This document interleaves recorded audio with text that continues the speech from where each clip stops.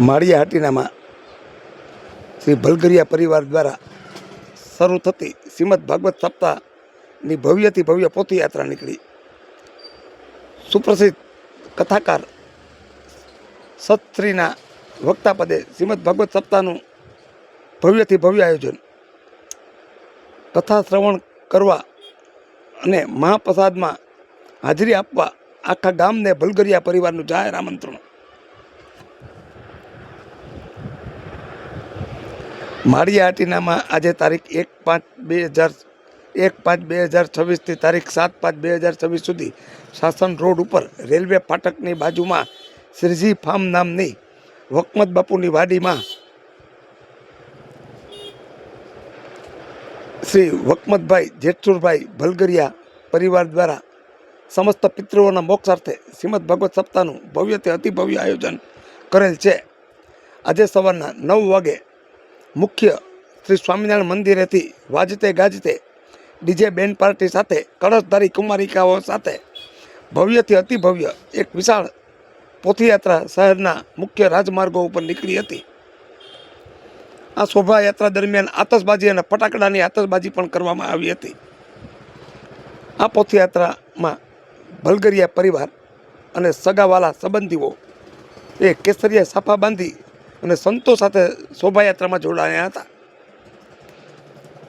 આબેહૂબ શણગારેલ રથમાં સત્રી અને સંતોને બિરાજમાન કરવામાં આવ્યા હતા. તેમજ દરેક સમાજના આગેવાનો કાર્યકરો એ પણ પોથયાત્રામાં હાજરી આપી હતી. આ સપ્તાહના વક્તા પદે સ્વામિનારાયણ સંપ્રદાયના સુપ્રસિદ્ધ કથાકાર, દેશ વિદેશમાં ડંકો વગાડનાર સંસ્કૃત આચાર્ય શ્રી સત્શ્રી સ્વામી બિરાજી સંગીત સાથે કથાનું મધુર રસપાન કરાવશે. કથાનો સમય દરરોજ સવારના 9 થી 12 અને બપોરના 3:30 થી 6:30 વાગ્યા સુધીનો રાખેલ છે. આ કથા દરમિયાન શ્રી રામ જન્મોત્સવ, શ્રી કૃષ્ણ જન્મોત્સવ સહિતના તમામ પ્રસંગો ખૂબ જ ધામધૂમથી ઉજવાશે. આ કથામાં ગામે ગામથી સંતો મહંતો પધારી દર્શન, આશીર્વાદ અને પોતાની વાણીનો લાભ આપશે. કથા દરમિયાન દરરોજ હાટી ક્ષત્રિય સમાજનું નાચ જમણ રાખેલ છે. તેમજ તમામ ભક્તોજનો, શ્રોતાજનો માટે પણ મહાપ્રસાદની સુંદર વ્યવસ્થા રાખેલ છે. 10,000 ભક્તો કથા સાંભળી શકે તેવો વિશાળ સમિયાણો ડોમ બનાવેલ છે. તો આ કથામાં તમામ ધર્મપ્રેમી ભાઈઓ અને બહેનોએ પધારવા ભલગરિયા પરિવાર વતી શ્રી વકમત બાપુ ભલગરિયા, શ્રી પ્રકાશભાઈ ભલગરિયા અને શ્રી ભરતસિંહ ભલગરિયાએ તમામ લોકોને જાહેર આમંત્રણ આપેલ છે.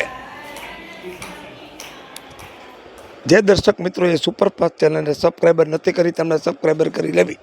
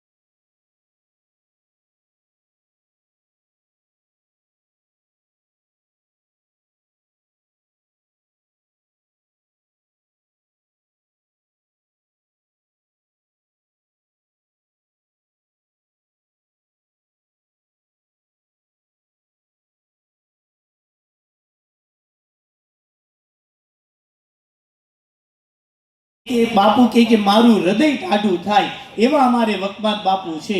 આખો એનો પરિવાર નારો પરિવાર છે. આ પરિવારના માધ્યમથી આપણા ગામમાં ખૂબ સારા સારા કાર્યો થયા છે અને અવારનવાર આવા કથાના આયોજનો આ પરિવાર દ્વારા થતા રહ્યા છે અને ગ્રામવાસીઓ સમાજજનો બધાને ખૂબ સારો લાભ અપાવ્યો છે. અને આ વખતની હું વિશેષતા કહું તો અમારી ખૂબ ઉત્સાહી અમારા શેઠ છે, ખૂબ જ ઉમંગી છે અને બહુ આમ જો ને તો સહજ જીવન જીવવા વાળા અમારા શેઠ છે. અને શેઠની એક જ ભાવના, આખો પરિવાર એટલો ઉત્સાહી છે. એને કારણે આ ખૂબ સુંદર મજાનું શ્રીમદ ભાગવત કથા પારાયણનું આયોજન થયું. 2000 ને લાસ્ટ આપણી કથા 22માં થઈ હતી. 22માં આપણે ભેગા થયા હતા અને બાપુએ બહુ સારું આયોજન કર્યા છે અને ખૂબ સારી વ્યવસ્થા કરી છે. ગયા વખતે 1 નંબરની વ્યવસ્થા પણ એના કરતાં પણ વિશેષ સારામાં સારી સુવિધા વ્યવસ્થા આ પરિવારે કરી છે. ત્યારે આજે તમે બધા આ ગરમીમાં ચાલીને થાકી ગયા હો એટલે આજે સવારે કથાનો કાર્યક્રમ નથી રાખ્યો. શાંતિથી થોડીક વાર ગરમી લાગી હોય તો થોડોક પવન ખાવા માટે પધારો અને ખાસ મહાપ્રસાદ લેવા માટે પધારો. એકવાર એમની ભાવનાને આપણે તાલીઓના નાદથી વધાવી લઈએ. નકર સંપત્તિ તો ઘણાની પાસે હોય છે, હા સંપત્તિ ઘણા પાસે હોય છે, પરંતુ એ સંપત્તિ સદમાર્ગે વાપરવીને આ વિચાર બધાને નથી આવતા. અમારે આ બાપુની બહુ મોટી વિશેષતા છે. આમ જોવો તો બહુ મોટા કઈ બિલ્ડર હોય ને બહુ મોટા ઉદ્યોગપતિ